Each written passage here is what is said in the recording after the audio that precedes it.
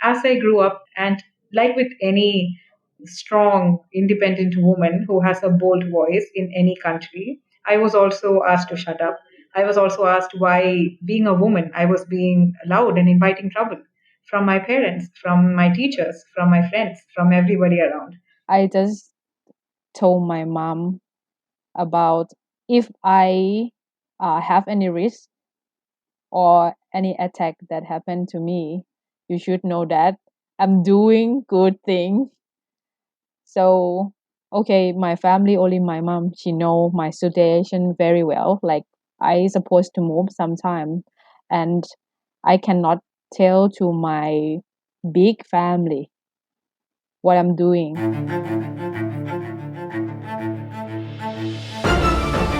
Stick Your Neck Out, the weekly podcast of the Giraffe Heroes Foundation.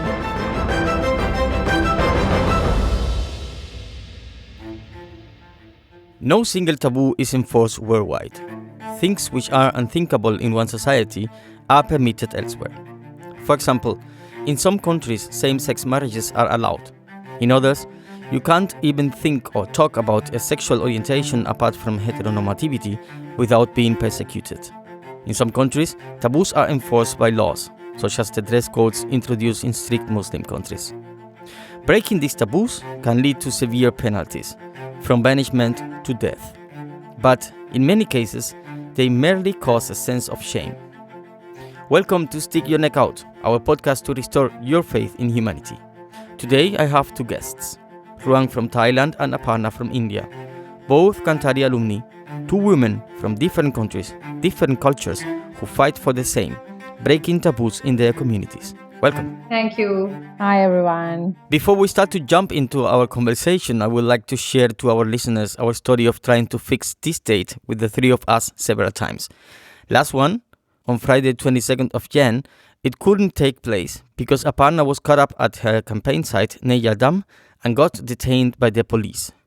Could you share the story with us and give us a bit more detail what you were up to?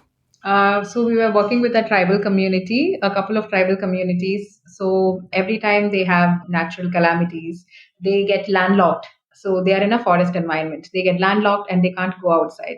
So they cannot go outside to buy groceries. They cannot go outside to buy anything that's essential. With that, it also meant that the women and the menstruating people there couldn't access sanitary napkins or anything to deal with their period or menstruation. So we decided to do a campaign with them to break the taboos around it and also to make them self-sufficient on dealing with their menstruation needs so they can make their own sanitary napkins from cloth pad and sustainable things that are found around.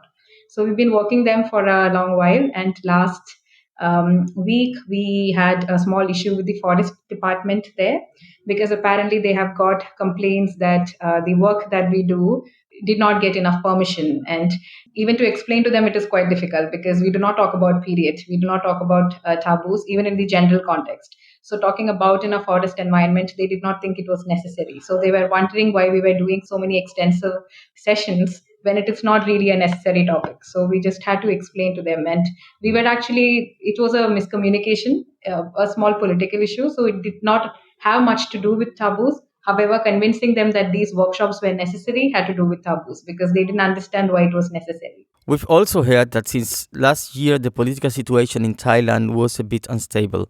Ruang, do you mind to tell us about that? Yes, many protesters, many places. We have protests around Thailand, even in the between border in Thailand and Malaysia, three provinces that people mention that like red area. So people come up and talk about politics and monarchy, the biggest taboo in Thailand. Yeah. So even young people, children, and elders, some people are arrested because of Section 112. Yeah. And this is related to Thai royal family. Yeah. And I cannot talk much in public, even talk and share to foreigner because of this is the taboo that Thai people know. We cannot talk about like you cannot speak the name of Voldemort, something like that. Yeah. Yeah, that's hard. So that's why we are here. We want to talk about the things we don't talk about, taboos. How are biases and prejudices shaping the Thai society, Ruang? People who criticize or talk about the monarchy will go to the jail for 15 years. So some people are using this section to attack other people, even high school students. So right now we have, I think, not more than 10 cases happen with children under 18 years. Yeah. So it's very new. And on social media, the police try to talk about many rules on Facebook. So sometimes when we try to relate it to the monarchy, people very aware of. Yeah. So and something changed too. Like if I compare in when I was young and compare to now today, I can see people want to talk more about monarchy. Yeah.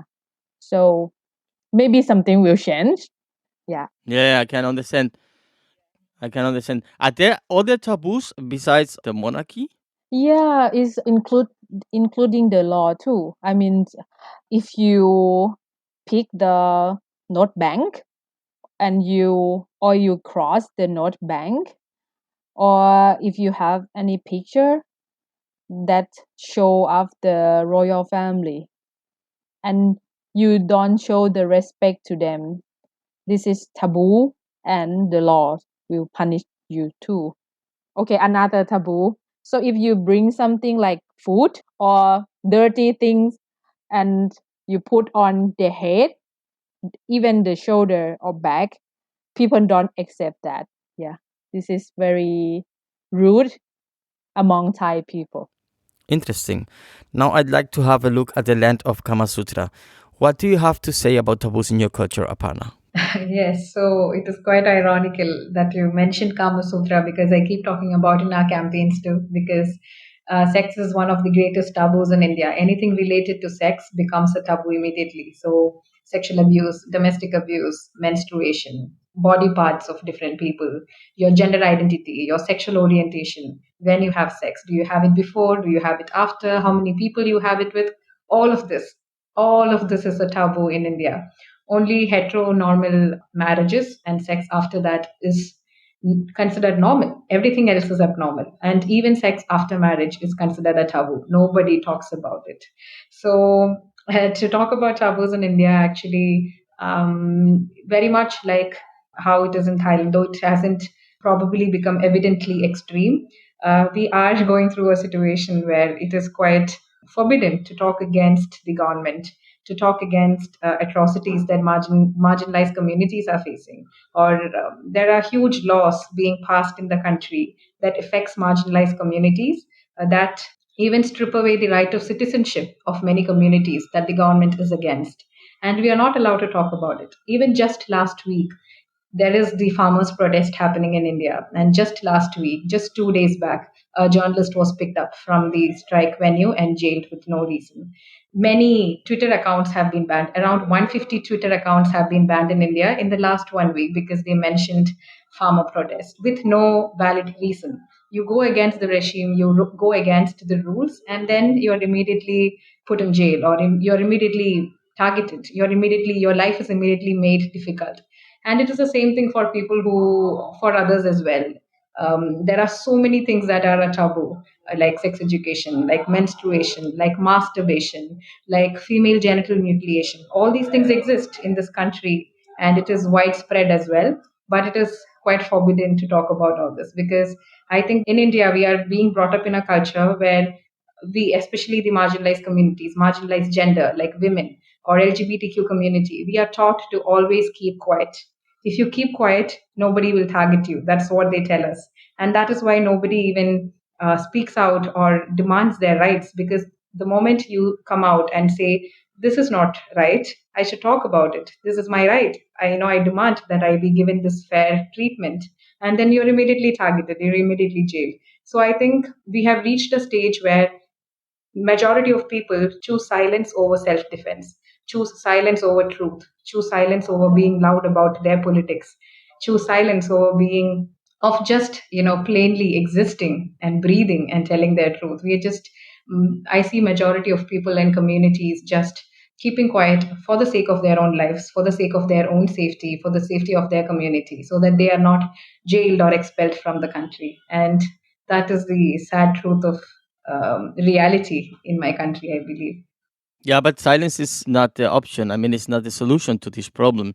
The two of you are going against some pretty sensitive topics, topics that are taboo to be discussed in public. How did your family react to your position? Okay, first, they don't understand at all about what I'm doing.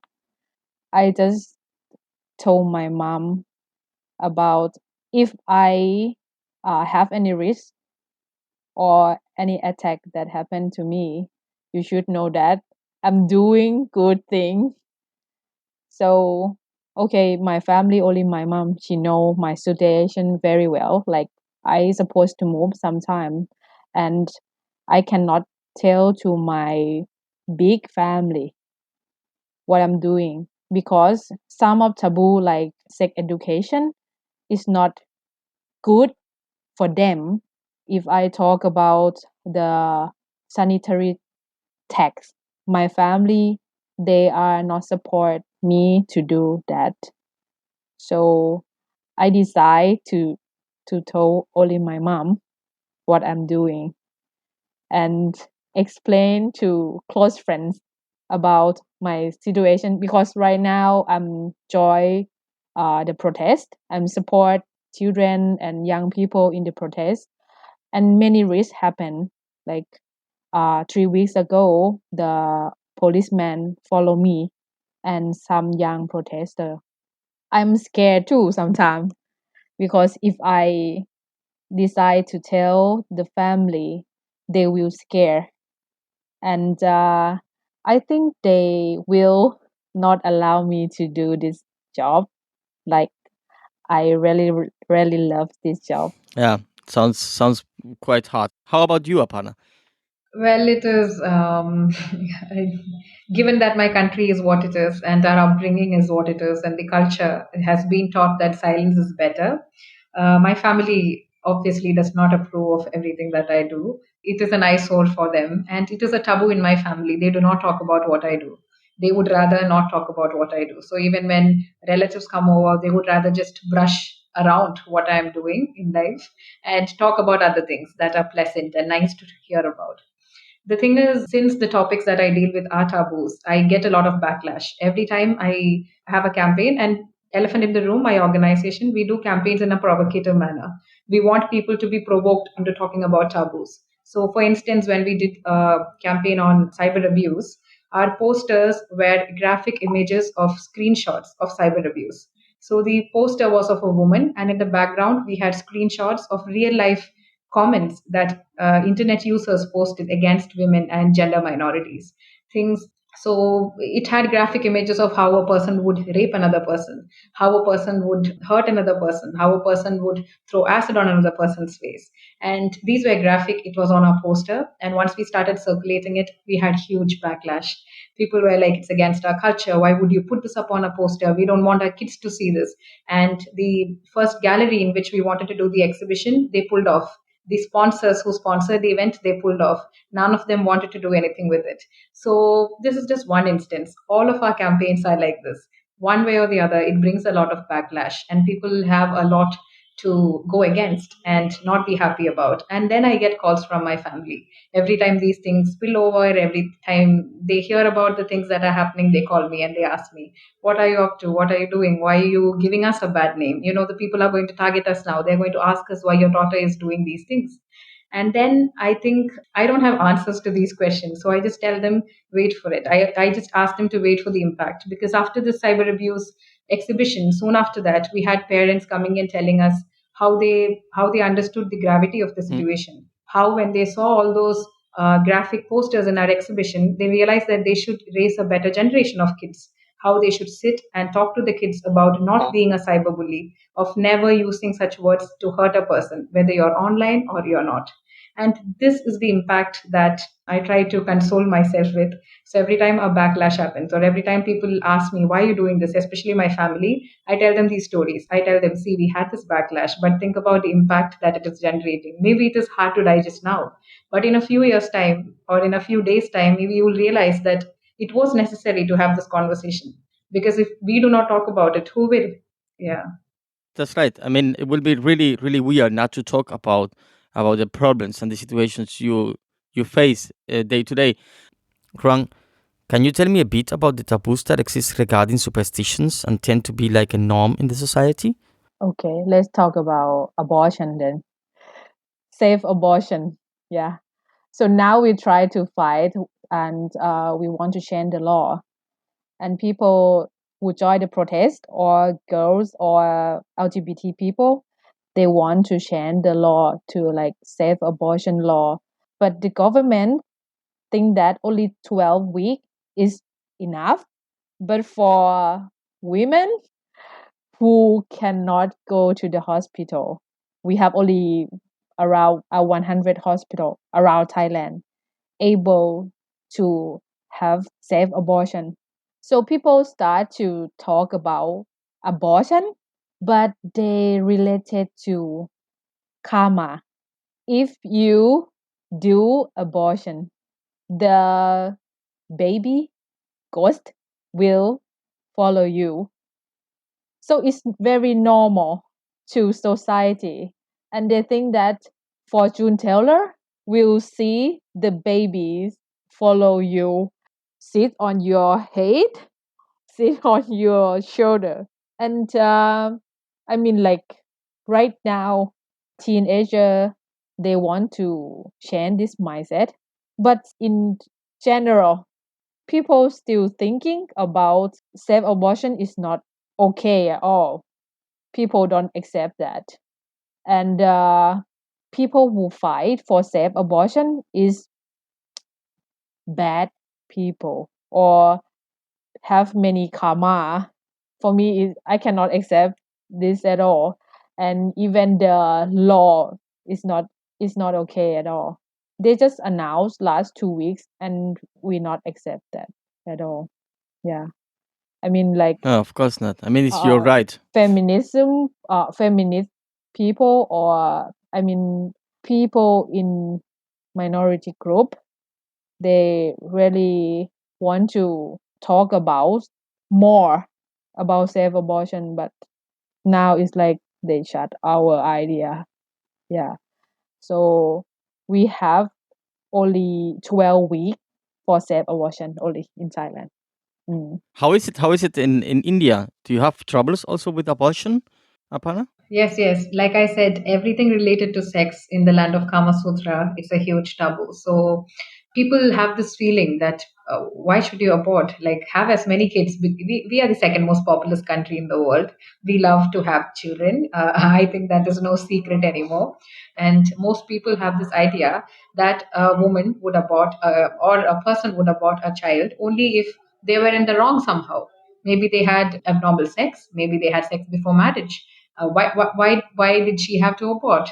That is the question, because it is so not normal for people to consider the health issues, or even the fact that a woman has a choice over what she wants to do with her body. Whether she wants to give birth to another human form or not is her own right.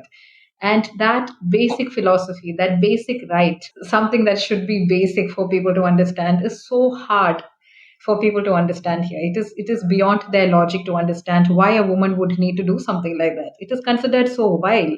And I think it has to do a lot with media and the laws that we have and society and what we are taught when we are young as well. Even the education that happens in our family and in our schools, we directly skip the chapter about reproductive health, right? And unless you get into a situation or you are married, you do not know how sex works.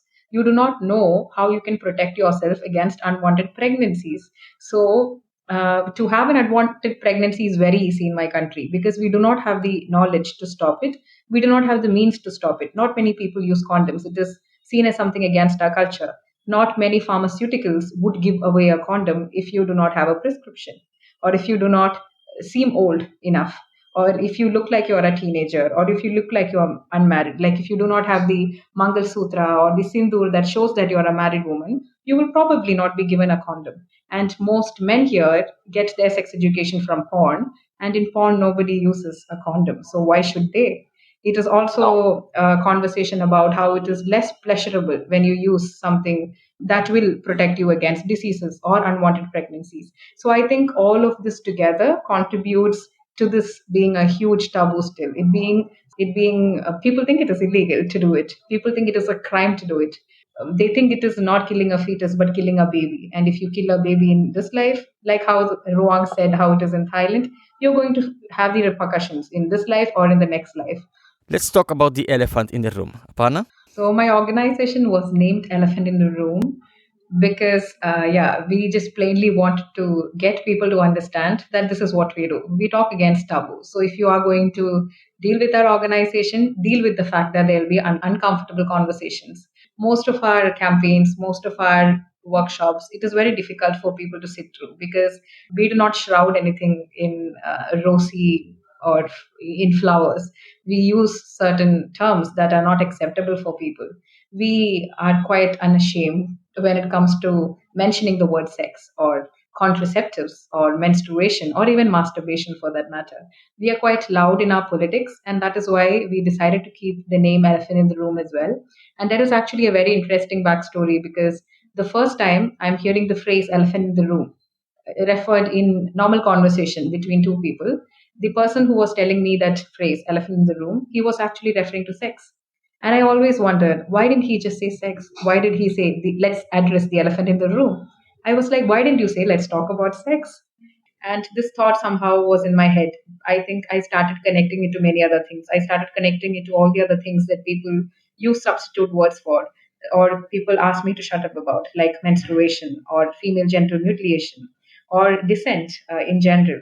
And then I understood that all of us, each and every one of us who's born in this world, lives with a lot of elephants, at least one elephant.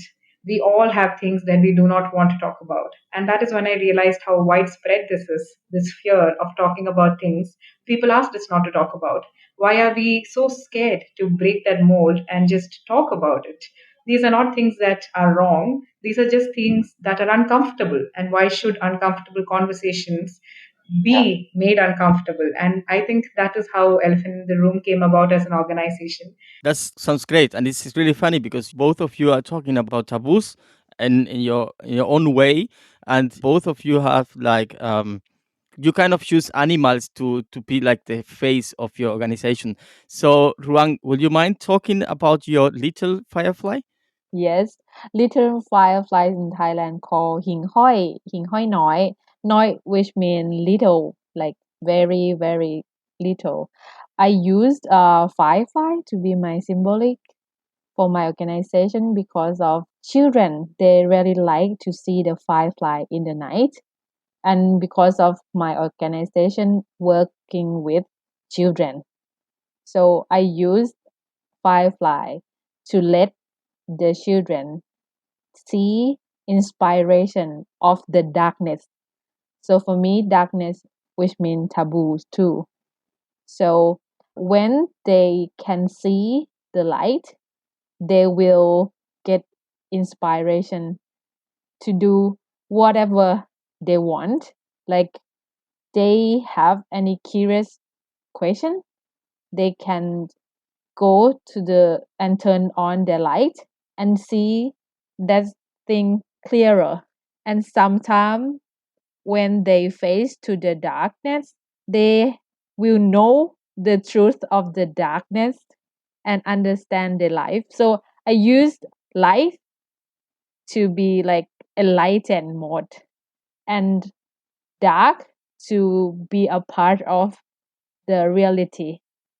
Yeah. So I use the art, media, music, and games, and many things like, okay, I go with something and creative, the idea to let children understand the reality of their life through art because of, okay, we cannot talk direct to the point about death, right? But children book can let them understand through the picture, through stories, or the rhythm of the music, the sad music, the animation will tell the story of a person that have the same problems that they are facing. So for me, it's like in my society, I cannot go to the school direct, but a lot of children, around 75% of Thai children, they can access the internet. So I talk about taboo through my Facebook, through my website, and we have a partnership. We have partner to join with some workshop. Like we just had workshop to talk about menstruation. It's like closed session, and women activists they join together and they talk about the menstruation, the color of menstruation, what happened, why they are having menstruation. So for me, it's just start to turn art to activity and reach to the target group that can affect to more many people. So now, okay, we have children, we have activists, and we have people who come from many intersectionalities. Yeah, like some of women that came from border between Thailand and Myanmar, or Muslim girls, like some taboo very funny, like Burmese women who come across the border and work in Thailand. They very shy to talk about menstruation, even sanitary pad. But the thing that I feel very touched of them is they want to use cloth pad. But Thai women they scare to use cloth pad.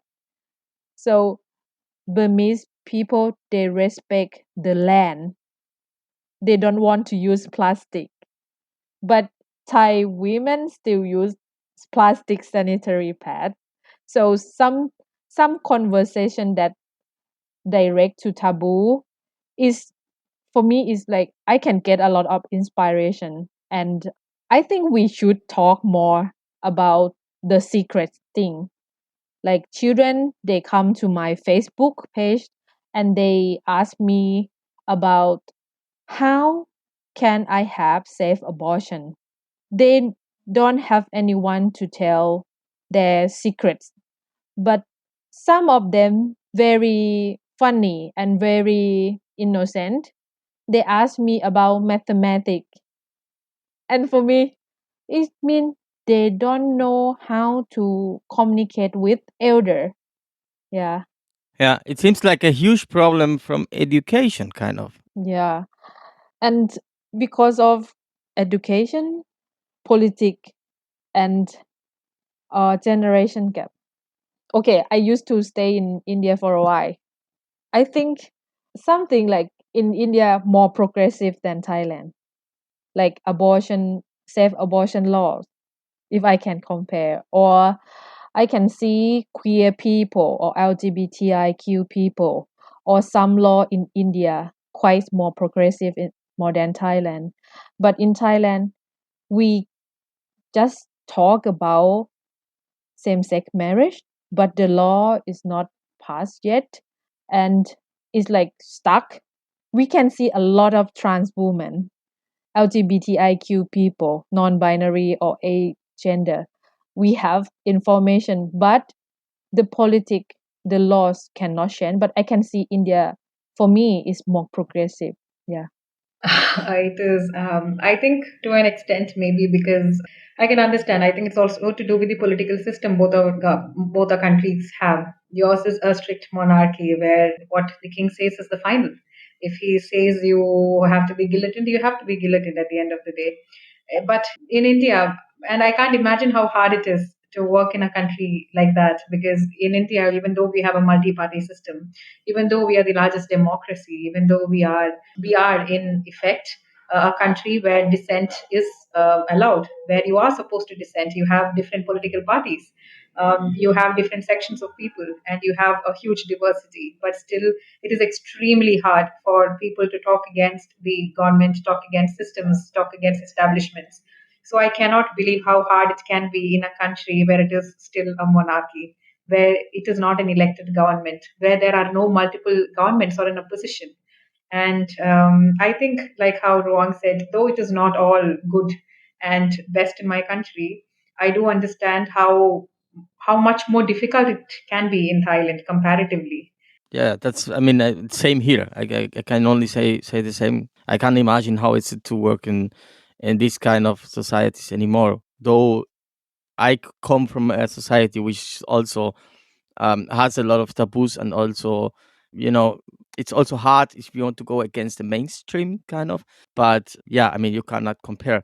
Ruang, I think the reason you started to question taboos and kind of break the rule and start talking about it is a very personal one. Will you share it with us? Yeah, it's happened when my father passed away when I was 12 years. Because of Thai people, they don't want to share death to children. Another taboo. Yeah, another taboo, but it's so real. So they, like, I went to the hospital, but nobody explained me about my father death. And when I came back to my home, people, we wore black dress for 100 days, but they don't explain me about how I can survive after my father passed away. We moved to the new house, and sometimes a guy come to talk to my mom, and people to start to talk gossip. Yeah, so I have a lot of concern about finance, about new house, about mom, about family. So I think because of that, I changed a lot. So I found a book that talk about that in children book. Until now, we have only few books for children talk about that in Thailand. It still happen. Yeah, I mean a lot of people who have depression here, especially teenager. Yeah. Hmm. And you, Aparna? When and what was your turning point? I think I was always someone who always asked why not, because even as a child, I did not do well with rules. I did not do well with people asking me to do something. I was very individualistic when I was young. I always used to question. So if I'm asked, do not go there in the dark, I'll be like, why? Give me a valid reason. Then I will not do it. And most often, when I ask these questions of why or why not, people did not have valid reasons. They just would be like, just don't do it. And just don't do it was not answer enough for me even when I was young. And that guided me through life. So even as a student, I would write about politics. I'll write about things that I thought were wrong. When I was in college, I started joining protest groups. We'll get detained by the police, we'll fight against the system. And then as I grew up, and like with any strong, independent woman who has a bold voice in any country, I was also asked to shut up. I was also asked why, being a woman, I was being loud and inviting trouble from my parents, from my teachers, from my friends, from everybody around. And then I realized maybe that's the best thing to do. Maybe I should do this so that more women can just be free. You were asking me to breathe quietly, to not laugh out loud, to sit in a particular way that pleases you, to wear things that pleases you, to speak things that please you. And I did not realize why I should live my life for others. And there were several other tipping points. There were instances of abuse. There were instances of severe breach of trust. There were instances of being detained by the government that I elected into power. All of this played a huge role. However, it was a combination of all this that I grew up seeing and feeling disgusted and very suffocated by it, that I decided to break free or do something about it. And that is when I started writing about things. I started thinking about starting an organization and getting more people involved in those things, because I realized me shouting by myself was not enough.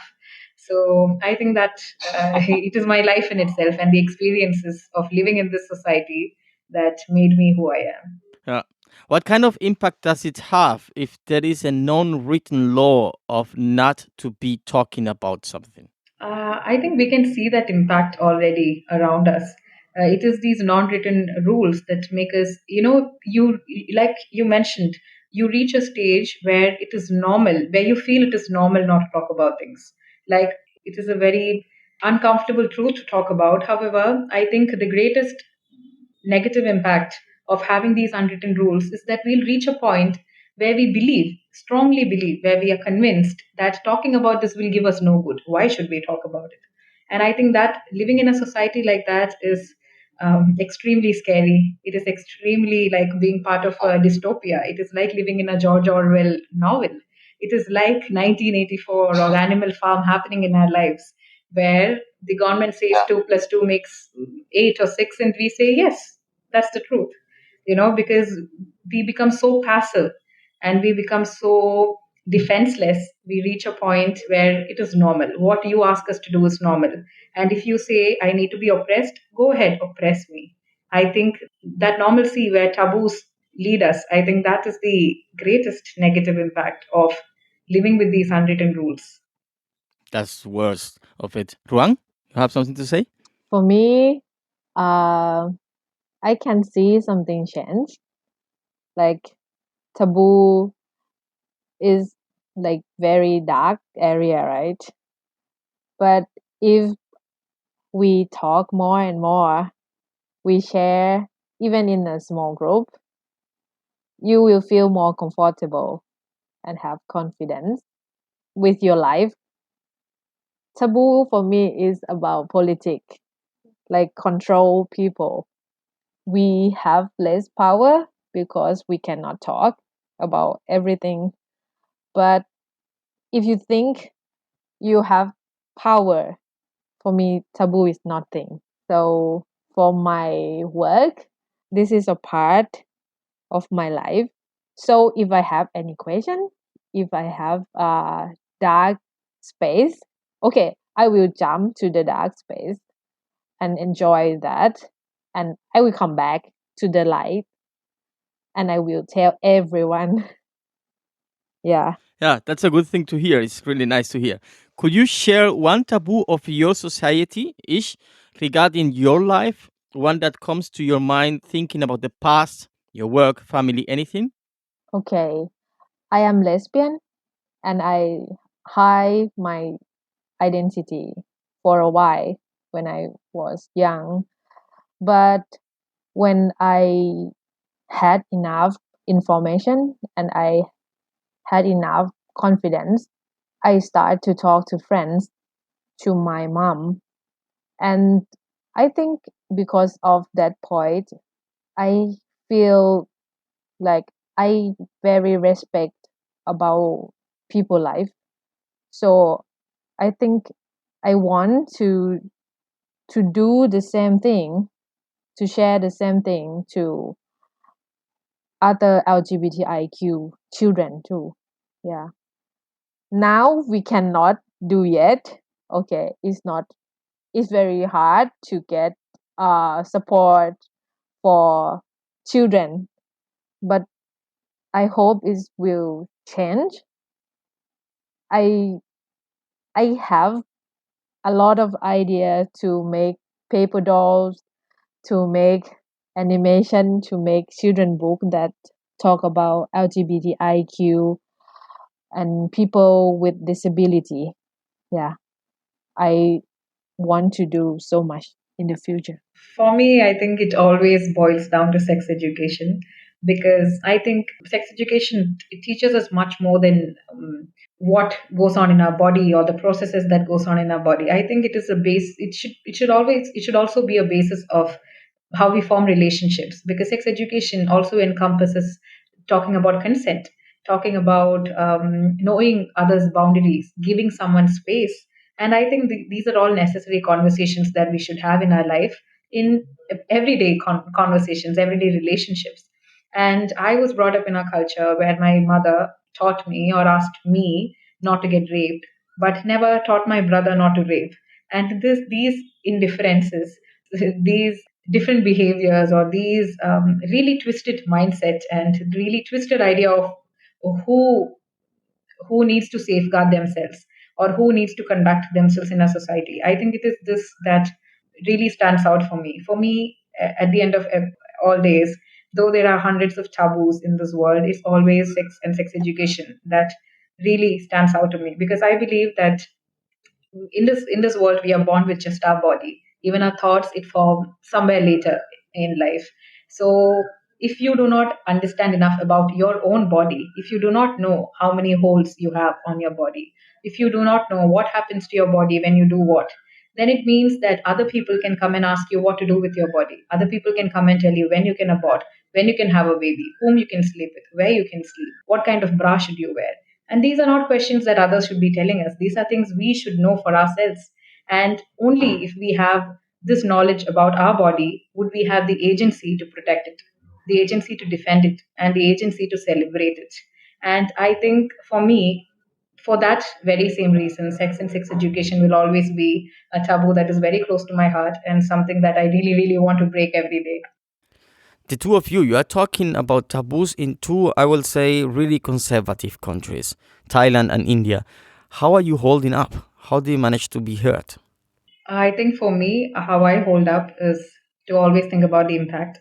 I always think about the stories that come back to us, the parents who have told us that their children have realized they should never be bullies, or women who tell us how beautifully their life has changed after they started knowing about their body, after they started naming certain body parts in their bodies, after they started talking about the trauma that they put their body through, or after the pleasure that we see in women's face or menstruators' face after they start using a menstrual cup. Because in our country, it is a taboo to insert anything before you're married, for a woman especially. And using a menstrual cup is a huge revolution, or it is you're rebelling against an age-old tradition and customs.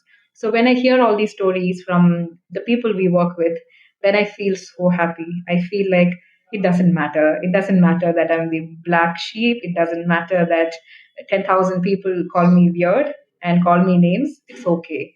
Because, there is something that's happening that I can see for myself that's changing. And I think that's good enough. For me, okay, same as Aparna too. But I want to add something. Okay, impact. I can see the self confidence when children they have information, when they know the truth. I can see the dream, the real dream, not only listen from their parent what to do this, what to do that, but they can do whatever they want in their life. So I I think the thing changed slowly.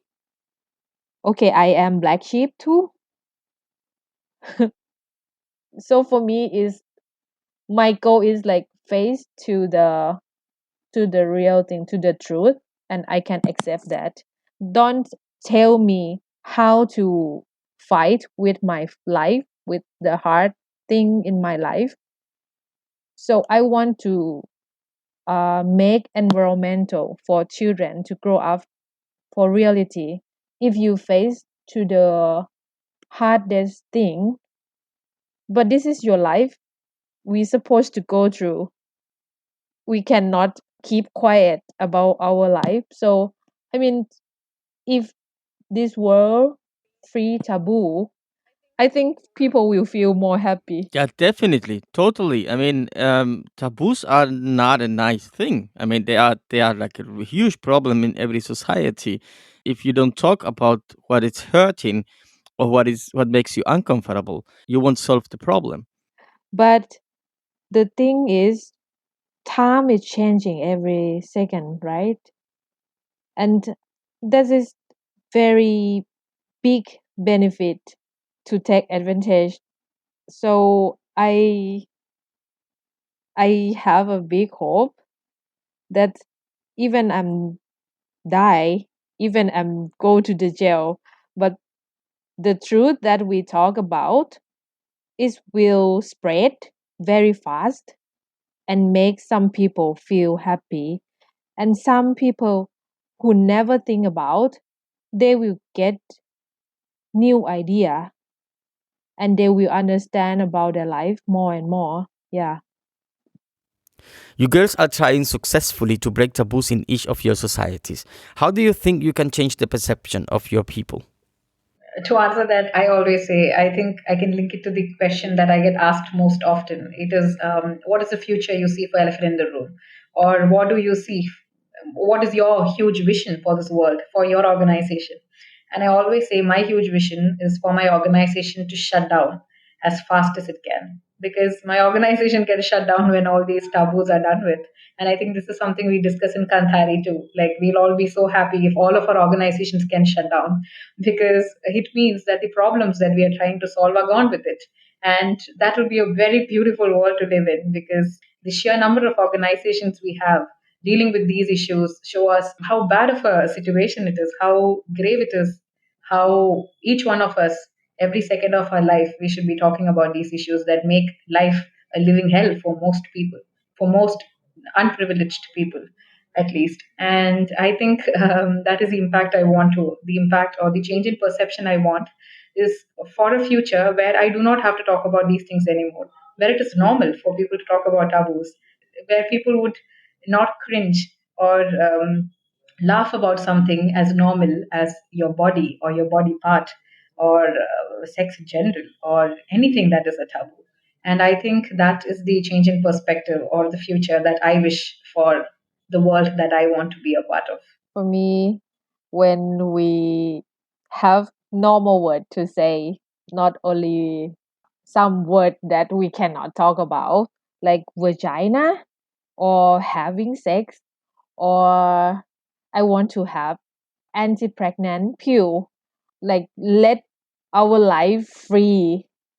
I think that day will be my very happy day for me. I think the world will be better for me.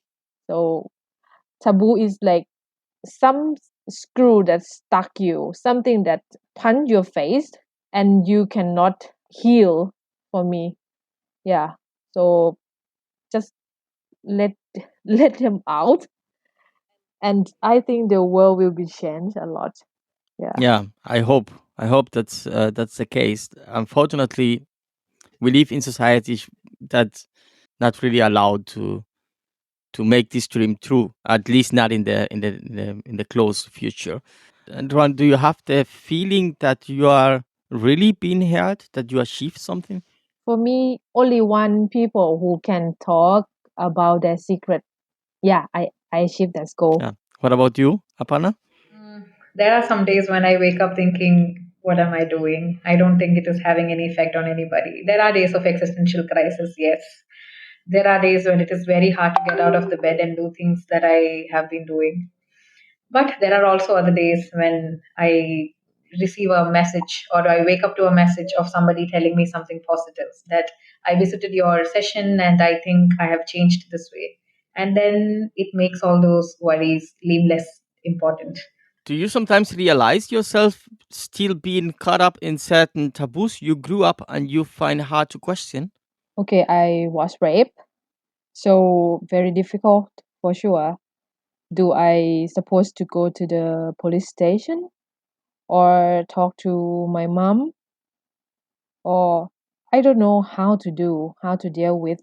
And I start to watch the movie, some movie, and in the movie I can learn something, like I can get some information.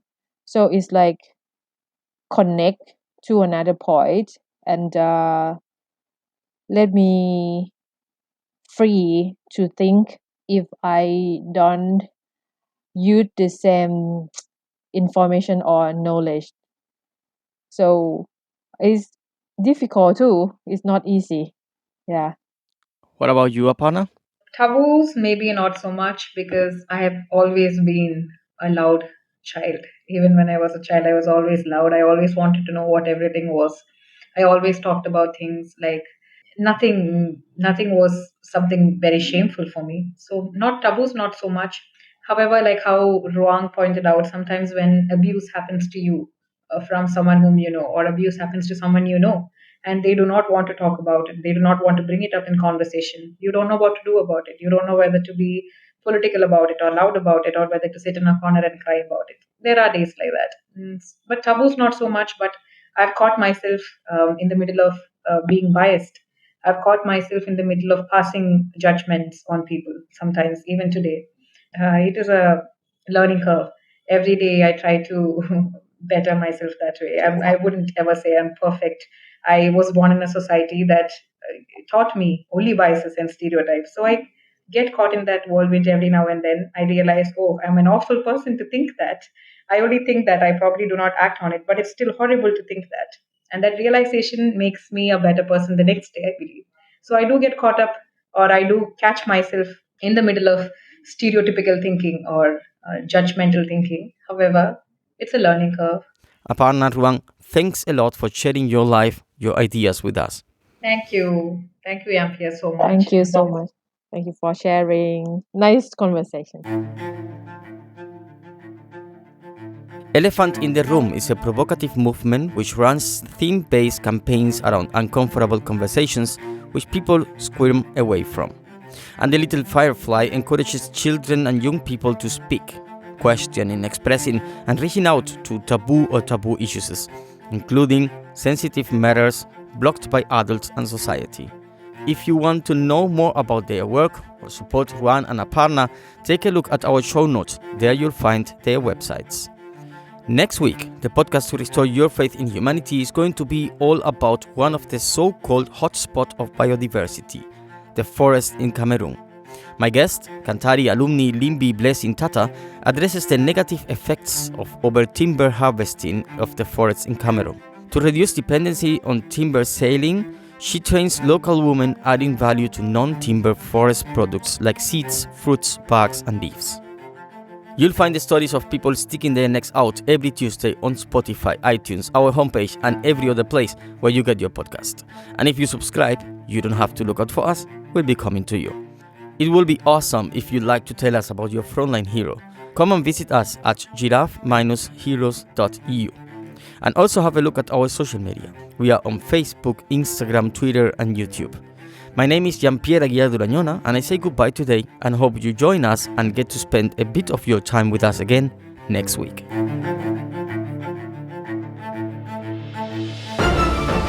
Stick Your Neck Out, the weekly podcast of the Giraffe Heroes Foundation.